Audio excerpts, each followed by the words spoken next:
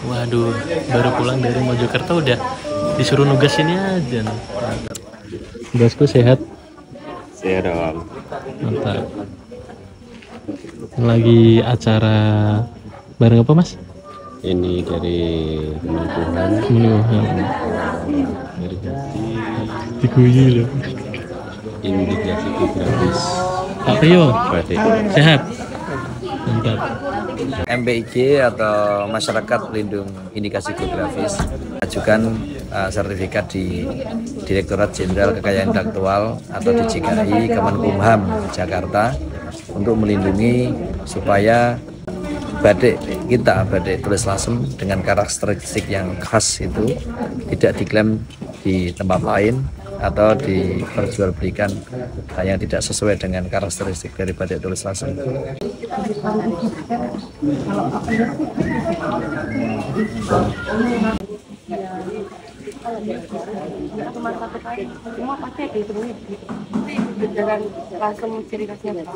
Seritan itu harus di mana?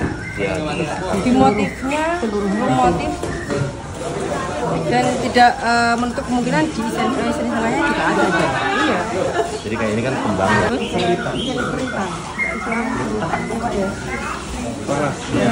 juga ada ya. Hai, selamat siang. Perkenalkan, nama saya Ibu Mata dari Kantor Wilayah Kementerian Hukum dan HAM Jawa Tengah. Pada siang hari ini, kami sedang mendampingi tim dari Direktorat Jenderal Kekayaan Intelektual melakukan pemeriksaan substantif atas permohonan pendaftaran batik tulis lasem sebagai indikasi geografis. Batik tulis lasem merupakan kekayaan yang dimiliki oleh masyarakat di Lasem, berada di Kabupaten Rembang. Tentunya kita harus ikut melindungi keaslian dan karakteristik batik tulis lasem ini di Indonesia maupun di luar negeri dengan didaftarkan indikasi geografis.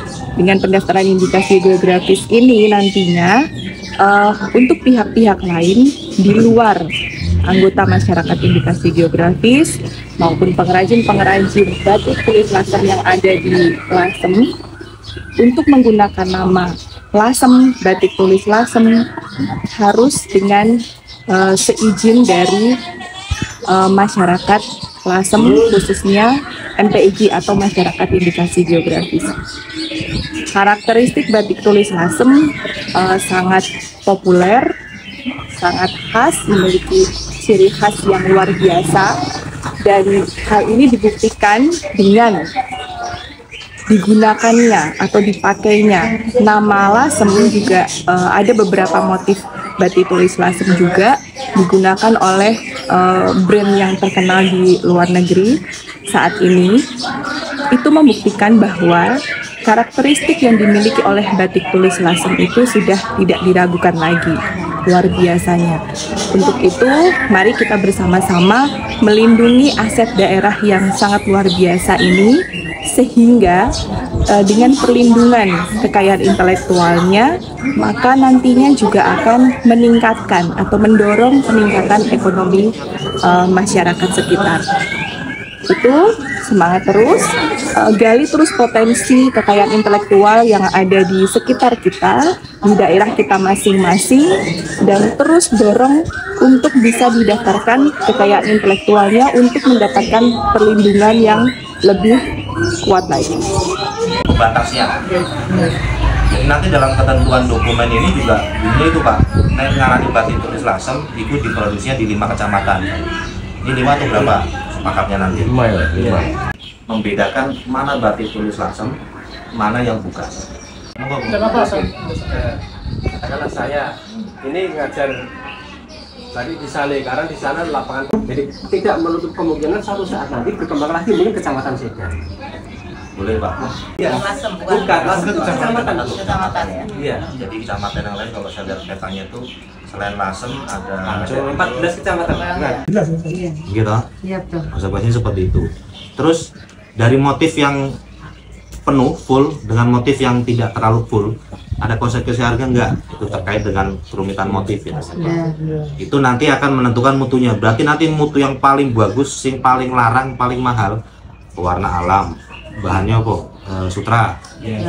Itu sutra juga kan pasti berbeda dengan ada beberapa jenis loh. Nah, itu yang tercara dalam IG dan itu boleh memakai nama Baitul Lasem. Tetapi suatu ketika tahun depan misalkan ada muncul pengusaha baru yang memang betul-betul orang Lasem dan memang memproduksi di Lasem, terus nggak boleh pakai nama Lasem kan repot Pak. nanti masa anggota.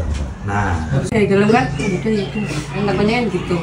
jadi gini, dalam organisasi kelompok yang punya IG itu kan sudah dibuat aturannya tuh, gradingnya. Kualitas 1, yang paling larang, yang paling bagus, yang paling baik apa? Yang pertama dari bahan sutra, misalkan gitu ya, sutra. Terus pewarnanya, warna alami. Terus kerumitan motifnya, butuh apa? Misalnya yang paling mahal tadi punya Mbak Bella apa? Yang berarti itu yang nanti menjadi grade paling tinggi. Jadi ada orang Pekalongan, dia membatik di Lasem karena ia ingin mendapatkan pembatik, maka dia memberikan upah yang lebih mahal.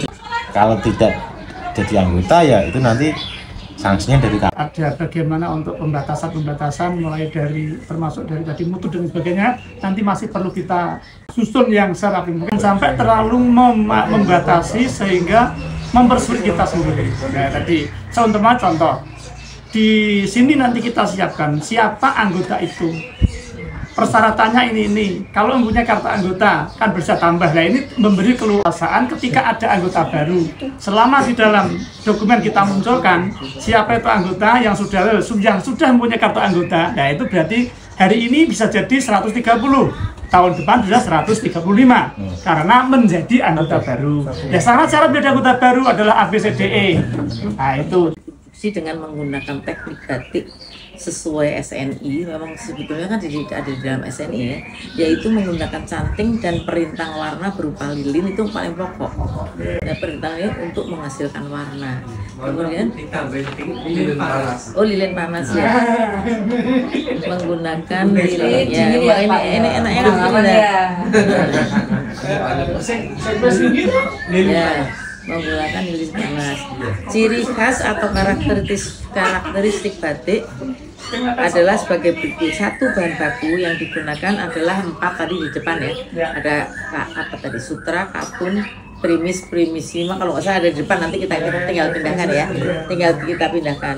Perwarna yang digunakan dapat berupa bahan pewarna alam maupun pewarna kimia. Nah, ini yang paling penting nih Pak. Dalam setiap lembar batik tulis terdiri dari motif dasar. Motif dasar itu macam-macam, nanti ada di lampiran berapa? 219. Pokoknya banyak banget ya. Tapi kalau ada yang kurang masukkan lagi. Iya nggak apa-apa. Kalau itu dimasukkan lagi supaya nggak nanti perubahan dokumen. Motif dasar diberi isen-isen secara penuh menyeluruh pada seluruh permukaan kain. Yang bisa keluar dari lasernya. Maaf kan mesti yang penting belajar bulat Pak. Gitu. Gambar nanti.